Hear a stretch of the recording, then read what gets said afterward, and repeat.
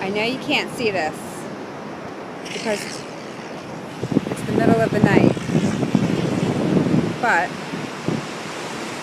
we're standing in a humongous tide pool on the beach.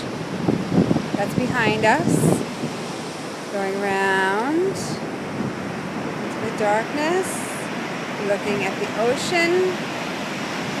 Total orange, full moon, breathtaking, huge waves just coming up and hitting us on the feet. Turn around, and there's like a good 50 yards behind us, the water coming in,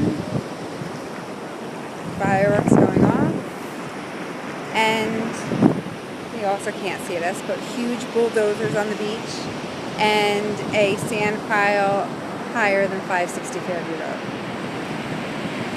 It's pretty amazing. Wish you were here. Happy birthday, Jared.